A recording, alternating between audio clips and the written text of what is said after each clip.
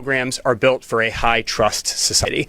We didn't set up these programs with layers and layers and layers of anti-fraud redundancy because we set it up for a people who are accustomed to be able to trust their neighbors, their families, and their friends to do the right thing, to be honest, and not to try to bilk their fellow Americans by raiding these programs. It's become clear that social trust has been diminished and that people have taken advantage of these programs. All of our programs are built for a high trust society. We didn't set up these programs with layers and layers and layers of anti-fraud redundancy because we set it up for a people who are accustomed to be able to trust their neighbors, their families, and their friends to do the right thing, to be honest, and not to try to bilk their fellow Americans by raiding these programs. It's become clear that social trust has been diminished and that people have taken advantage of these programs. All of our programs are built for a high trust society. We didn't. Shalom, Yeshua Allah. First and foremost, I'd like to give all glory, honor, and infinite praises to Yahweh, Bahashem, Yahweh Shai, Bahashem, Rachadash, and double honors to beloved elders and the apostles at Great Millstone that taught me this truth. Wa peace and salutations to all you hopeful elect Akim out there laboring that are pushing this word in truth and in sincerity. This is your brother Amar from the GMS Boise, Idaho camp, and I'm doing this lesson, based on this recent scam or fraud that was going on with these Minnesota daycares, as well as a lot of fraud that has been discovered, so-called, from the White House Fraud Task Force, which they actually have a task force completely focused on fraud, insurance scams, these Somalian daycares, etc., that were getting millions and millions and millions of dollars, But the point is, one of the key notes that I wanted to take from this lesson is that the fraud investigator says that Americans no longer live in a high trust society, and we do not, nor have we ever. That's been always an illusion that America is some great place to live. Yes, it is better than other, third world countries. Count your blessings in the so-called amenities that you have here, in Babylon. But what I'm saying is that this place is one of the most violent. Number one for murders. Number one for missing persons. Number one for missing children. Number one for abductions. I'm pretty sure if it's not number one, it's really close to it. For graping, sexual, harassment, in the workplace, as well as, in these other places of society. This has never been a high trust society. And if you have put your guard down and to think that you live in a high trust society here in Babylon the Great, behind enemy lines, I am here to tell you right now, keep your head on a swivel, because things are going to get very violent here in Babylon the Great. I'm going to start with the first scripture that caught my attention when I saw this video, because that saying is starting to be talked about more, because a lot of the sayings is when they see a bunch of Jake, doing ghetto hood rat shit, doing fucking street takeovers where they're just fucking going and doing cookies in their cars, burning rubber and making smoke and doing fireworks and people pulling out guns and shit. They always say this is not acceptable in a high trust society, or with somebody just speeding reckless in traffic, because the laws of this land, so-called, are built on the system giving you so-called trust because of the amount of room that there is for you to completely go crazy. For example, if you live in a city that has a carpool lane, that is an example of a high trust society, because only somebody with 2 or more people in their car can travel in that lane.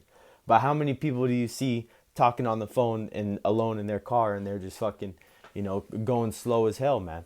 Or going a little, they're in the carpool lane, but it's because they don't want to be in traffic, But when people that need to go places, then instead of just one person, that's an example of like a high trust society. They built that whole lane with the intent of you following the rules, But we know in this society, especially in a mixed society that we're in, so many different cultures. Babylon, confusion, the land of confusion.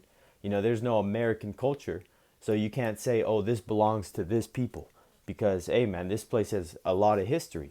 But Salakia, moving away from the point, is that this place has never been a high trust society. And more so now, according to prophecy, because the love of many is going to grow wax cold. Salakia, I'm getting ahead of myself. Matthew 24:12. And because iniquity shall abound, the love of many shall wax cold. And wax cold, which means it's increased in increments. Because when you're waxing something, it gets put on by layers.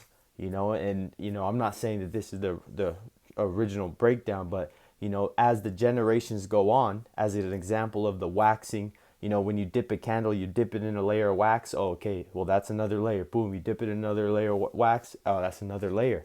And slowly the candle gets bigger.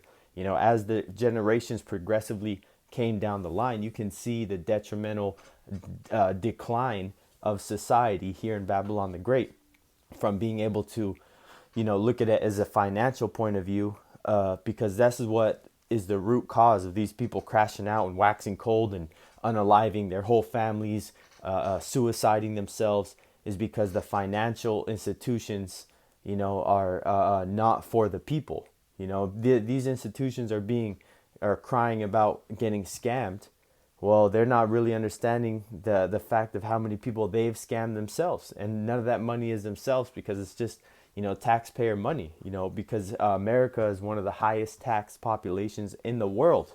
Not to mention just the state of California alone. The GDP for that country is for that state is bigger than most countries. So as these people start to feel the crunch of things getting harder, I was gonna do another snippet about the gas prices, but they say the average gas price across America is over $5 a gallon.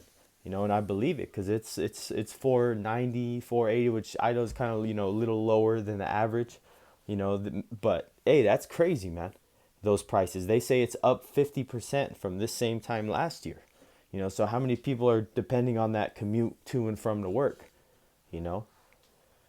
And so as you can see, like this fraud investigator said, which is just another receipt, that Americans no longer live in a high trust society. And like I said, if you are an Israelite, so-called Negro, Latino, Native American, that high trust society has never been there. There may have been a small remnant of it, in the time of Issachar being really close together in the family unit, because that's all we had, women being, doing cooking, homemade meals, fathers, being very masculine in the types of careers that they chose to do.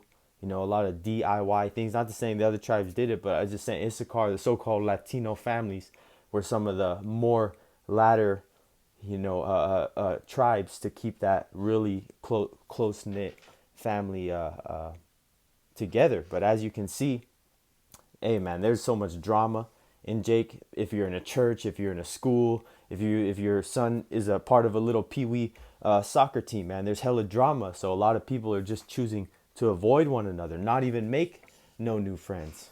This is Isaiah 3:4-5, and I'm not read the sixth one. That's just the one that it showed up in this grouping of scriptures out of the Good News translation. Isaiah 3:4. The Lord Yahweh will let the people be governed by immature boys. And that's, like the scripture, that's the precept saying that children are the rulers. And, it says women rule and children their oppressors. So, I know I'm butchering it, but it says another one in Job, it says, they that are younger than I have me in derision. Example of the immature state of rulership mentality that Esau has.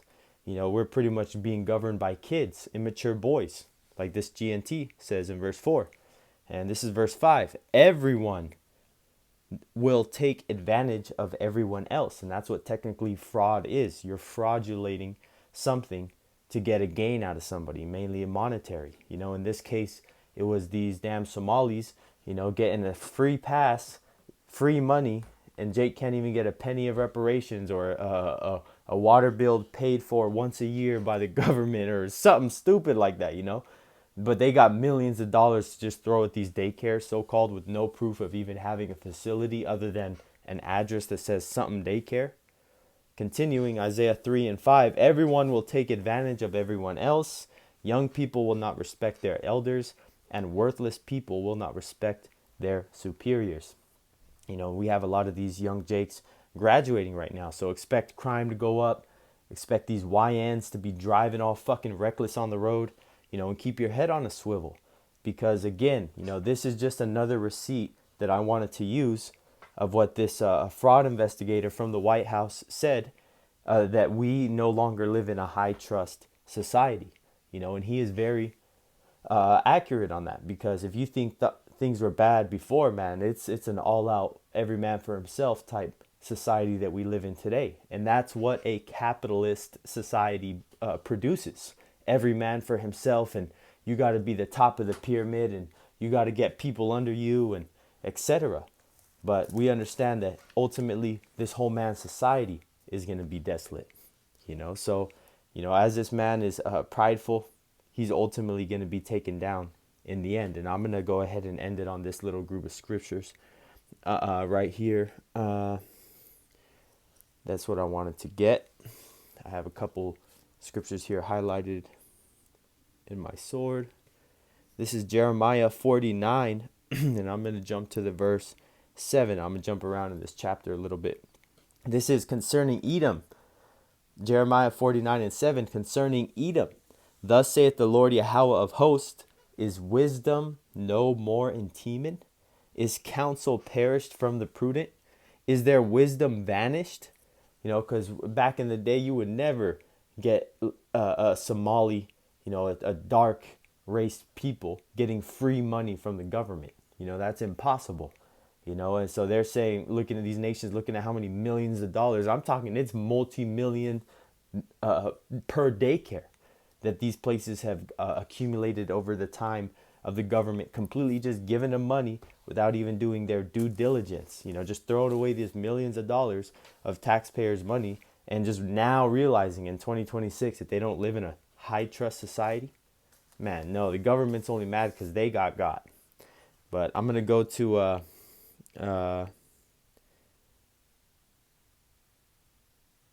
no, that's not what I was looking for.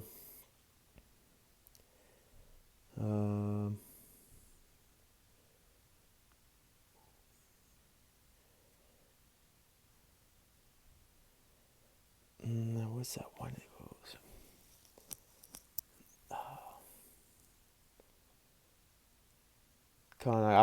I must have been thinking of another verse. Let me see if I can find it, my scripture real quick.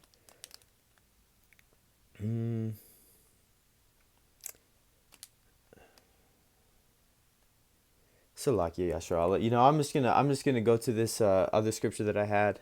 You know, that's a couple verses down in the next chapter, and I'm just gonna prove the point that mainly this is ultimately, you know, just Esau starting to get a taste of his own medicine on what he has done to the children of Israel. You know, and this is kind of, you know, beside the point, but this is Esau getting his get back, man, in a way that he wasn't expecting it. You know, through his monetary. How do you say, a kink in his chainmail. You know, he wasn't expecting to be losing money right there, and to find out that it was being done by Somalis, hey man, that made it even worse.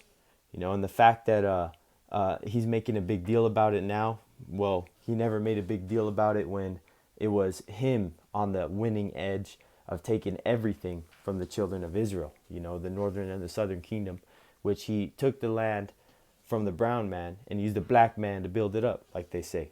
You know, I just heard that saying recently, but hey man, it's very true. Even though we know that we're not black or we're not brown, or we're not black, we're shades of brown, you know.